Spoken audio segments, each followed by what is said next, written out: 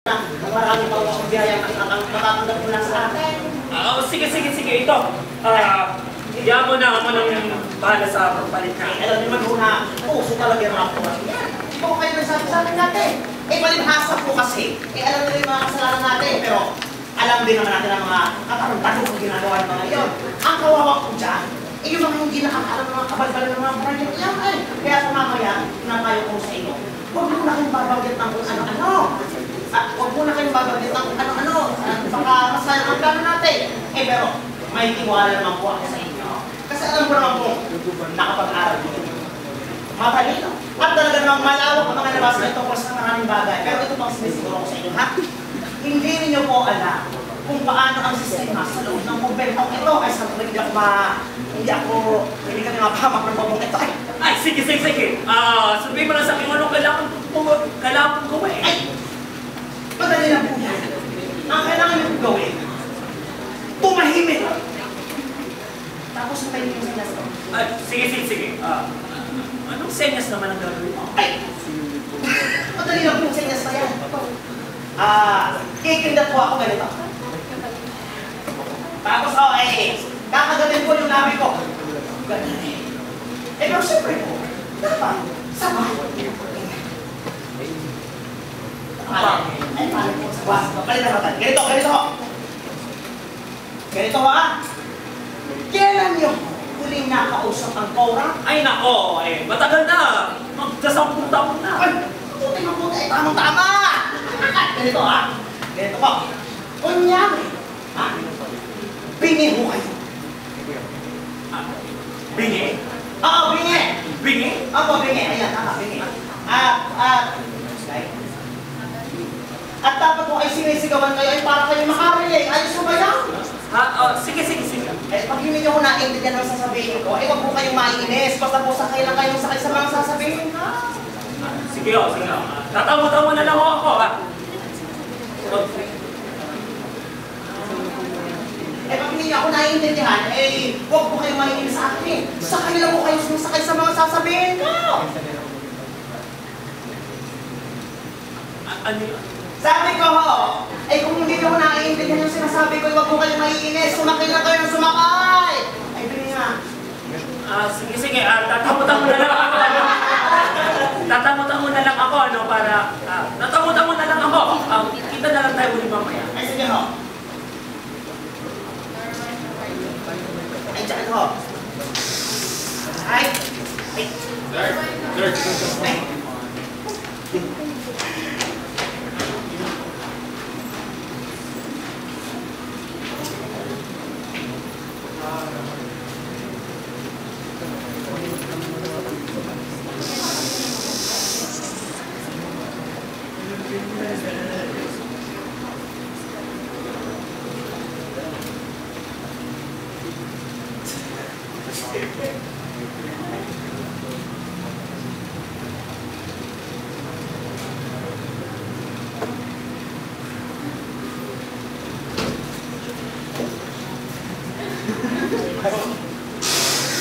Gusto mo mong umpisa, labay pwede akong naiang. Naku, ate, saan po ako mag-umpisan? May naghihintay po kasi sa akin. May sasabihin lang po ako sa inyo kasi sobrang po talaga ako nag-aalala. Kaya ano ba iyan? Sandali. Mag-umpisan na po ba kayo? Ay, oo, kitapos na. Ito ko po lang. Gusto nyo rin isa lang na dalawa po ng asawa ko. Tuwing Lunes po. Alam ko, masyado niyo akong pinahirapan, pero ano ba ito pagkakawa natin eh? Tao lang naman tayo. Ako po siya ako kahit pa paano. Naalala ko siya. Sigurado ko ba talaga kayo nasa kwarto kayo na kwarto talaga? Ako, patulugan ang asawa ko. Nakaw, sigurado ako, anak ka. Alam niyo naman kung anong ginawa niya sa akin noon. Napagod na makakita kayo sa kapatid sa mga problema ko. Nagulot din sa hanggang sa makakaya ko, pero talagang sobrang ko siya. Nawarin sana siya ng Diyos. Nakaw, huwag mo mag-alala na. Abay, magpapatawad ng Panginoon. Basta laang, patuloy kang magdasal at magbigay ng sarili sa Diyos. Abay, mauunawaan niya tayo. Padre, hindi ko na medyo may magkikira pa ulit. Ay, nako! Eh, magkakagyera ulit! Ay! Hindi kayo nagdasal! Ito po, hindi kasi po nakakasal. Kasi po, Oh. ako talaga mamatay sa gera.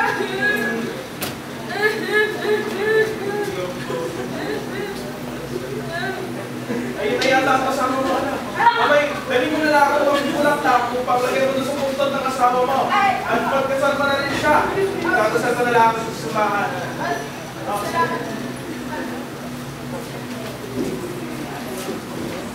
Ay, mga babae talaga, anak. Mga babae talaga, anak. Abay, sadyang pagbigay at lupang maalala.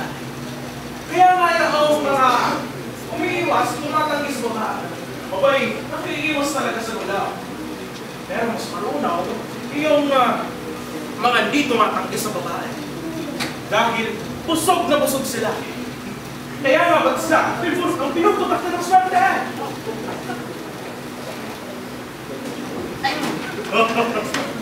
Eh, nagawin mo kayo rita. Ay, Hoy, hindi ko kayo nakilala ginoong kandido matimtima. ay, laksan niyo yung boses niyo, hindi ko yung naranigan. Ay, huya! Eh, hindi ko ho kayo nakilala. Ay, mas malakas pa ho. Eh, hindi ko ho kayo nakilala. Oo, talaga ako'y malala na.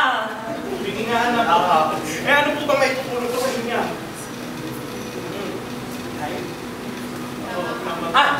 Nako, tama ka. Ay, nung ulit tayo nakita Hunyo.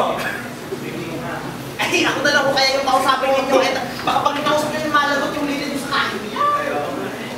Abay, may tutulong ba ako sa inyong dalawa? Ito po siya. Ito pong si Ginoong Carmelo at saka yung kanyang kaibigan ay gusto magbigay ng abuloy sa samba. Ay, tinamahan na ng linte. Hindi ka dyan ako magsasalita. Ay, ganun mo po kasi yun.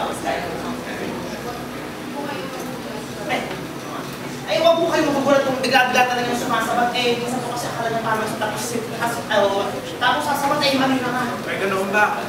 O sige, patuloy ka lang. At hayaan mo siyang sumabat niya. Eh, ganito nga ho kasi, nandito po kami. Ay, nandito po kami para magbigay ng abuloy. At alam po namin na kayo, alam po namin na ikaw ang makakatulong sa amin. Abay, sino ba nga ba? Eh, may ipapasuyo lang. May ipakikisuyo po sana ako, ano?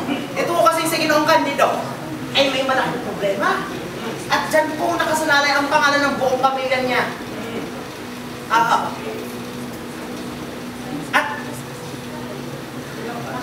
At baka matulungan niyo kami daon. Eh, sige, ano ba yan? Ay, hindi ko po alam kung naaalala niyo si Ubaldo. So, yung pamangkin ni Ginoong Candido? Baldo Makitima. Oo. Abay, nakikilala ko siya. Ay, nagpunta ko kasi yung sa Pransya ng isang taon para magnegosyo. Eh, hindi naman po natin inaasahan na mamatay yung asawa niya. Kaya,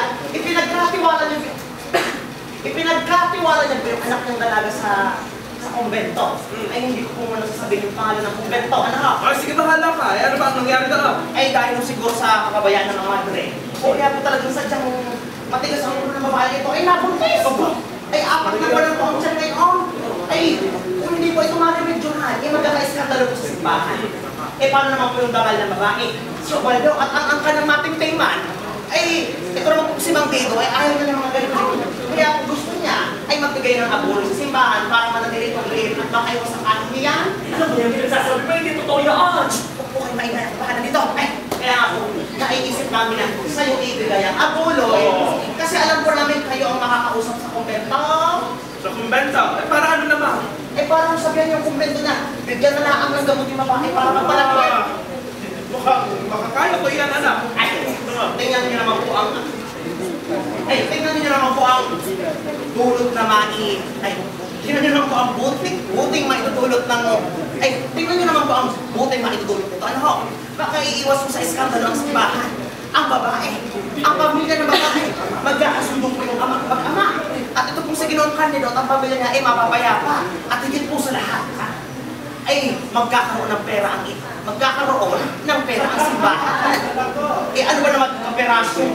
Laman lang naman sa sakripisyo natin. Eh malay ba natin pag yan laman na yan, eh maging malaking problema pa yan. Oh, ang iniisip ko lang naman po para po ito sa lahat ng itong ginagawa natin. Sige. Abay, gawin natin yan sa ngalan ng Panginoon. Pagdasal natin ang ating mga kahilingan, pati na ang kalinga at mamag na may upa. Saan ba ang damag? At ano nga pala ang pangalan ng kumbenta, anak? Pakadala mo na rin yung paunang bayan. Para mabigay na agad ang donasyon. Ay, talaga po, napakabait niyo po. Parang hindi po kami nagkamali sa iyo. Kami lumapit. Ay, ito po pala yung paunang bayan namin. At ang pangalan po ng kumbento ay, tumutawag po sa akin. Ay, sabi na po sa akin nila. Ay, kayo na po bahala. Ginoong kami daw. Saglit lang po. Bantita! Kamusta na ho ang pamangkin niya? Talaga'y masakit ang ulo ko. Ang sabi ko, kamusta na ho ang pagmubuntis ng pamangkin niya? Ay, sana mabuti ang kaluluwa niya sa impyerno. Bakit naman po yun ang iniisip niya? Para mawala na siya sa mundo. Tingnan mo nga naman ang nakakausap ko. Mga kausap ko, anak. Aba, yung isa ba niya hindi makalinay? Yung isa naman, wala sa sarili. At kumayas pa. Naku, kahit paano ko hinihiusap sa kalabaw Pero, mukhang pagkakakita ito. Siguraduhin ko lang na hindi nila ako mayas. Ay, nagtalas kasi. Anong sinasabi mo? Ay, may maganda po akong balita. Ano yan? Ay, yung kausap kong babae. Okay, sabi niya, nakunan yung babaeng balaga. Talaga? Aba mapupunta na talaga ang donasyon ninyo sa simbahan, anak. Ibig kong sabihin. Ang ibig kong sabihin, mas meron na kayong dahilan upang magpasalamat at magbigay ng pera sa simbahan. Eh, siyempre naman po, ibibigay pa rin namin sa simbahan ng pera. Siyempre, kailangan magpasalamat, pero kailangan pa rin po natin kung mag-usapin ang banda nyo, mag-aalala po pati na. Pare, ano naman ingat? Ay, hindi naman po ito malaking problema katulad ng kanina. At hindi naman po masyadong nakakiliha. Pero, pabor po ito para sa amin dalawa. Ay, matanda rin po sa inyo, padre. Ano ba iyaw? Parang nagkakaintindihan naman. Ano, anak? Kaya sige lang, kabay, lahat naman ng bagay ay napag-uusapan. Mas mainam po siguro tayong dalawa mag-usap. Ay, mainam na yan. Ay, hayaan po natin dito si Mang Leo. Ay, Mang Leo! Iwan mo muna namin kayo. Ano? Babalik ko ako agad. Ha? Sige, tayo na, anak. Ano ba yung bagay? Ano na yan? Mukhang isasala ng kaluluwa ko dito sa impyerno. Talaga hindi ko na alam kung ano nangyayari. Hindi ko nga alam kung umaga ba ngayon o gabi. Kung lasing ba ako nananaginip. Ano ko? Wala na hindi ako umiinom ni Katiting. Wala na nga kami ginawa buong maghapon. Itong si Karting ko di kumausap sa iba-ibang tao. Nagplano pa nga kami kung paano makausapin ang kura. Tapos, iba naman sinasabi sa kura. Tapos ginawa pa akong drinking. At higit sa lahat, ginawa pa akong drinking. Nabulyawan pa ako. Ang lakas ng poses. Nag-isip ko rin mga tutulog ko. At narinig ko pa.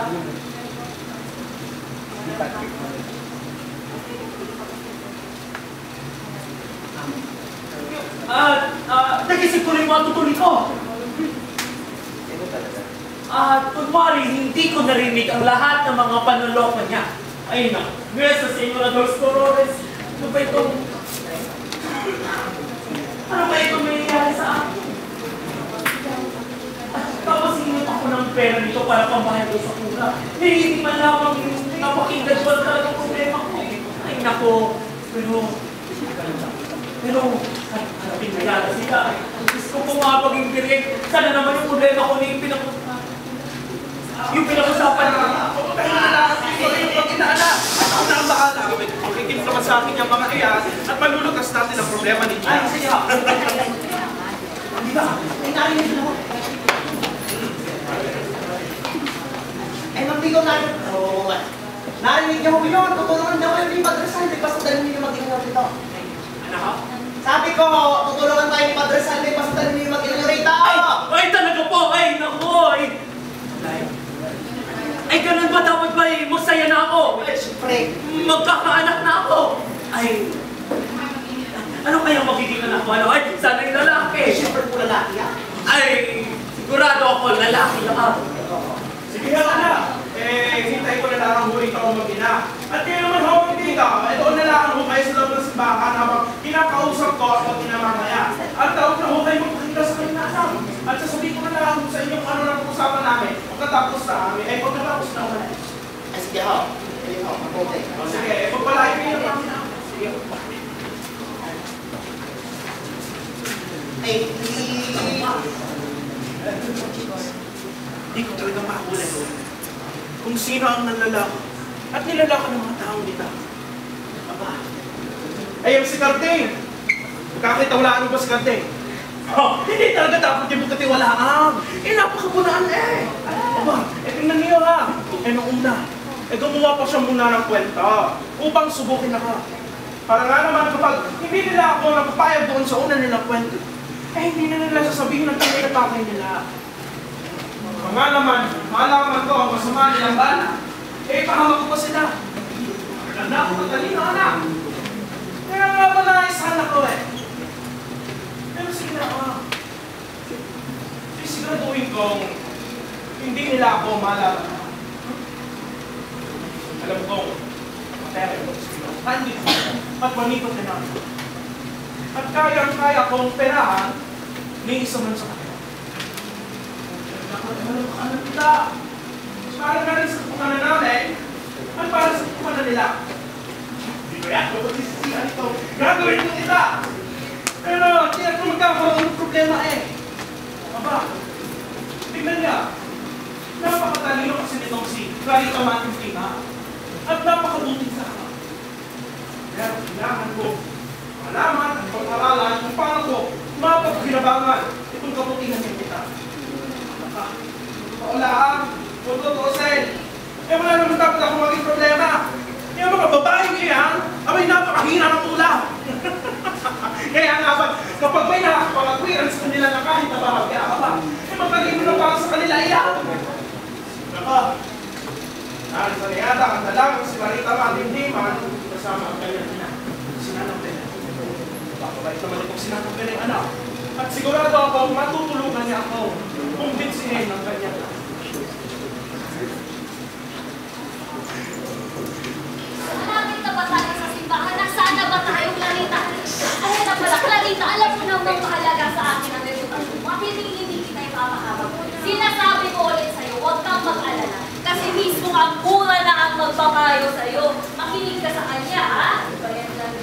Kasabi mo na nga ba, masyado kasi kapilit itong si Camilo na magkaanak. Kaya kung ano-ano kabal mo na nang pinapasok. Abay, mahiwatigan ko lang na may pinaplano siya. Ay naku, Diyos ko, talagang naiinis ako. Alam niyo naman kung kasi ang nangyari sa akin na naman ang tao, hindi ba na ako?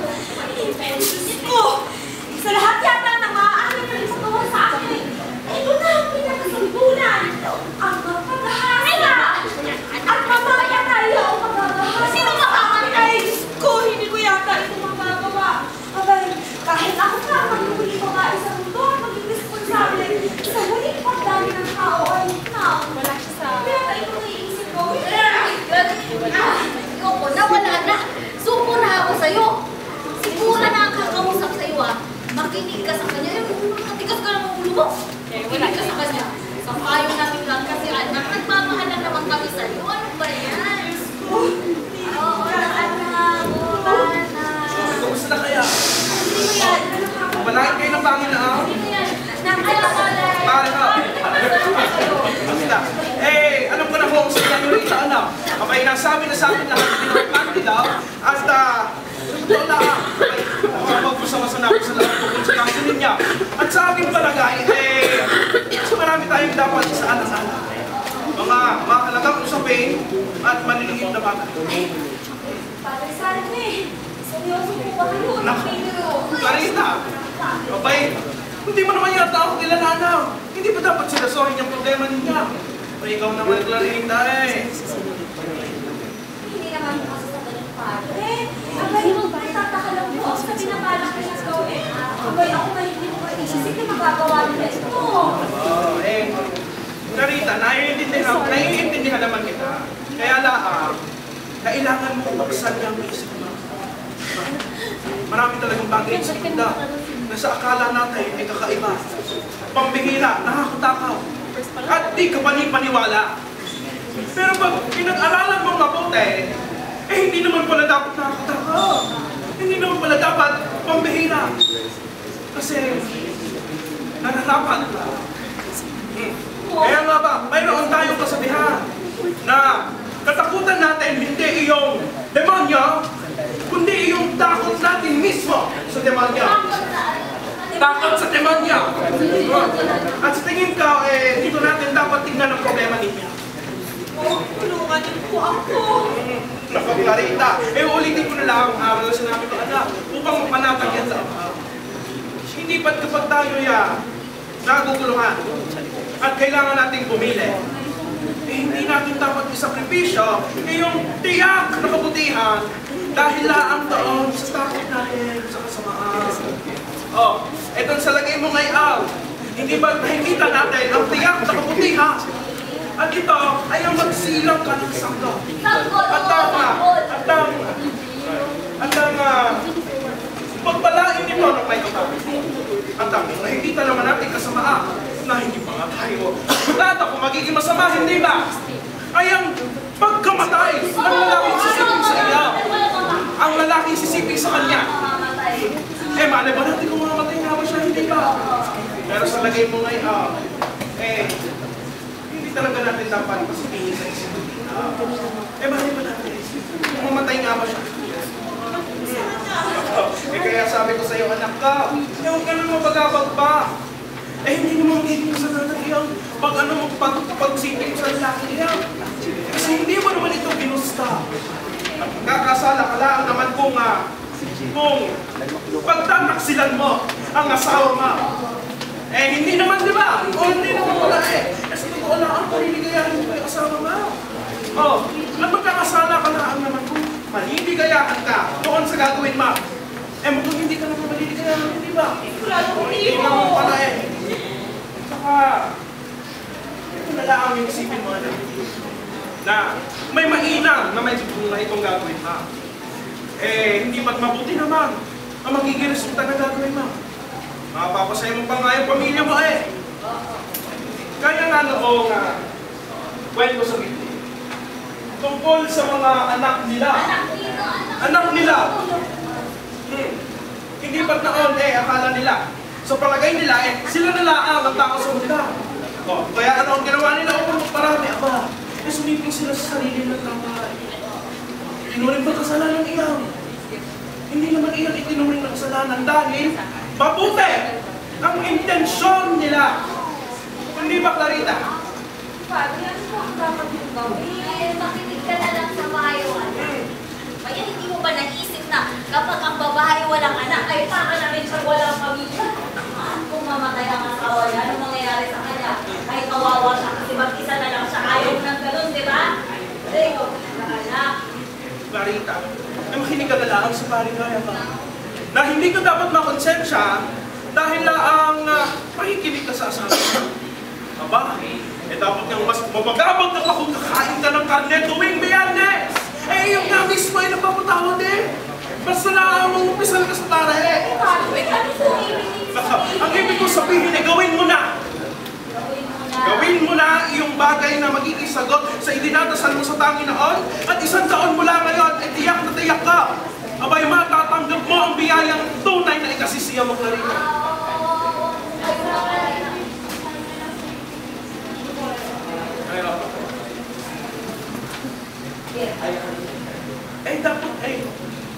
Dapat ka mas paglabat ba? Kakain ka ng kanay sa Biyernes. Yun nga mismo ay napapatawad Masalaan, mag-umpisa ka sa bare. Padre, ano ang nais nito kalagasin? Ang sinasabi ko gawin mo na. Gawin mo na. Gawin mo na iyong bagay na magiging sagot sa itinadasal mo sa Panginoon. At 1 taon mo lang ay matatanggap mo ang biyaya ng may kapal na tiyak na ikasisiya mo ganito makitima. Ay, Padre, huwag mo kayong mag-alala, gagawin niya ho yun. Ako mismo, sasamahan ko siya mamaya hanggang makatulog siya. Hoy, Clarita po, Clarita dito. Clarita po, Padre. Clarita! Clarita, ano po? Problema mo? Ano yung kinakatakot mo? Hoy, okay, babay. Alam mo ba? Ang dami-dami mo para magkakad para lang mo yung bagay na yan. So yun, sinagtula sa Padre. Ano yung nalipati mo? Nakakalimutan mo ba, Clarita? Sige na.